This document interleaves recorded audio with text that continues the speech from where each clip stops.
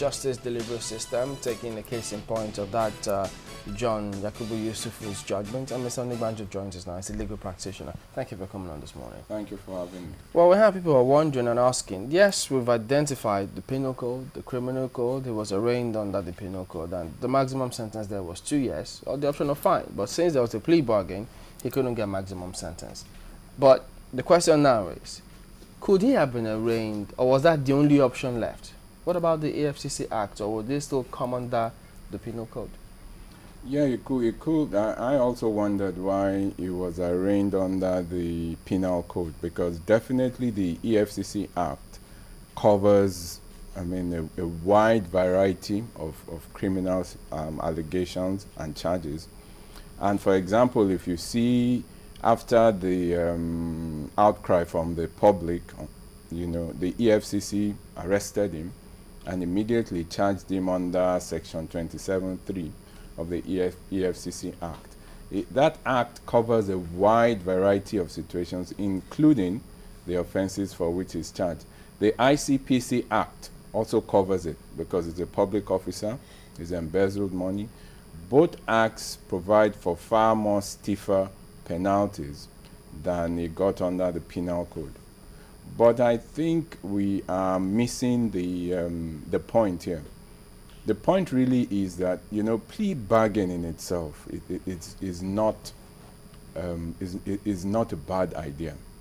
Because what a plea bargain will do for you is to speed up, conviction of people who are charged and who are faced with criminal offenses.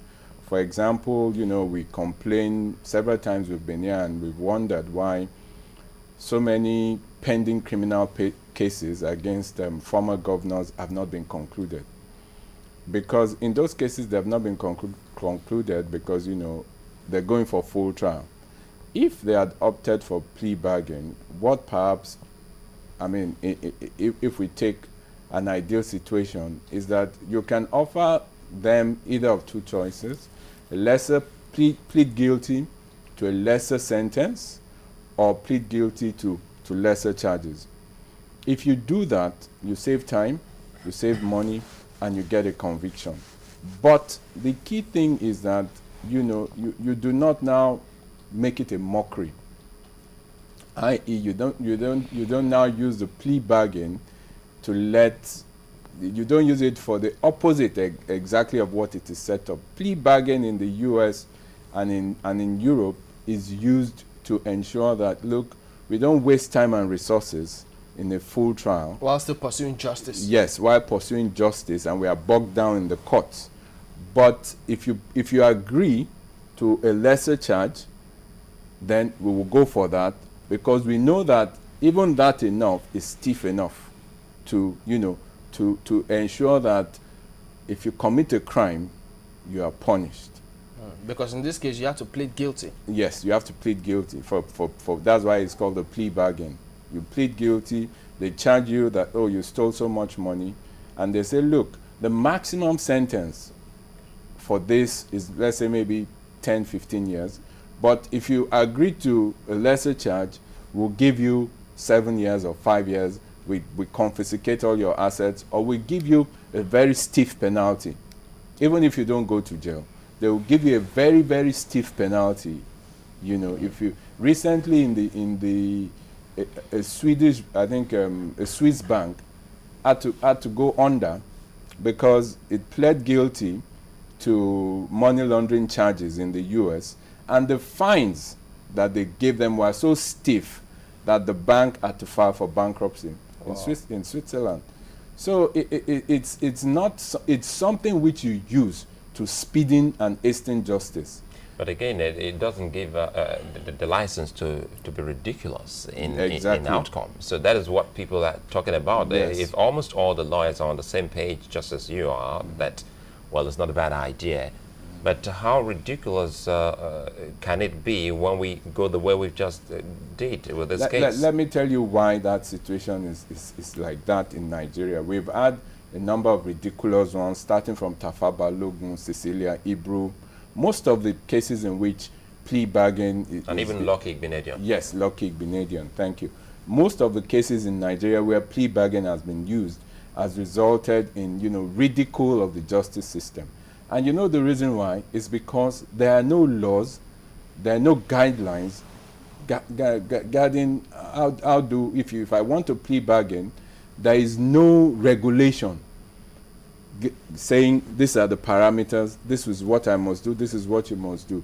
There is nothing that sets out the role of the defense, the role of the prosecution, and even the role of the judge. Well, who's supposed to create those parameters? The parameters are supposed to, the National Assembly legislates, so they ordinarily should come up with the guidelines. Looking, of course, they don't have to reinvent the wheel. This has been done in the US repeatedly. It's being done in the UK. In 2009, the UK is a recent convert to plea bargains. Because they had issues with it. Yes, they're a recent convert. In 2009, they set up their own guidelines. Essentially, these guidelines, what it gives you is transparency. The prosecution and the defense, they discuss in the open. The records of their discussions and their negotiations are open. And most importantly, in the UK, judges even have the prerogative to refuse a plea bargain deal if the judge feels that, no, this is not in the interest of justice. Oh, you can actually refuse it? Yes, there have been instances in the UK where judges have refused, the plea bargains brought before them by the prosecution and the defense, saying, no, this, your plea bargain, is not in the aid of justice. I am not going to give my imprimatur. Do we have that option here? In Nigeria, there are no regulations. So it's like anybody doing whatever they want to do when it comes to plea bargain. The other problem is what worries Nigerians is that how come those who should know are also complaining about this judgment? Because if we're going by what almost all the lawyers we've been speaking with are saying, they're saying that, well, we should look into the books, and that's the Constitution. Spare Justice Talbot.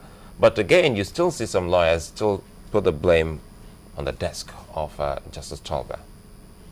Well, yes, in a way, I think it must take some responsibility for what has happened, because as they say, the buck, it stops at its table, right? Because if they bring in Nigeria, we don't even have a situation whereby you can go and discuss with the judge a prearranged outcome. Formally, but although we know that, and I suspect that informally that is what happens on the ground. But as far as the laws are concerned, there is no situation whereby, of course, you and I can agree, and then the judge can, assent to our agreement. But even as at that, when it now comes to a criminal prosecution, he has the right to say, this is ridiculous. I'm not, go and get a better deal in the interest of justice. Now that we have this situation in our hands, I mean, it's not the first or second or third case of plea bargain. Then the members of the National Assembly should have been aware of this trend. Should they be the one to have, I mean, yes, they make the laws. Could they have seen the trend, say, wait a minute, something is not wrong? Or should they have left it to either the bar or the bench or the AGF? Everybody has a role to play in the administration of justice. The AGF, the Attorney General of the Federation, could have taken the lead by saying, look, this plea bargaining thing is becoming too controversial. We need to set out guidelines. We need reforms in this area, because right now, Nigerian law is lagging way behind other jurisdictions where plea bargaining is being practiced. They have their guidelines, they have their regulations. We want to adopt this plea bargain because of its efficacy, because it's a good tool. But like everything in Nigeria, we put the cat before the horse.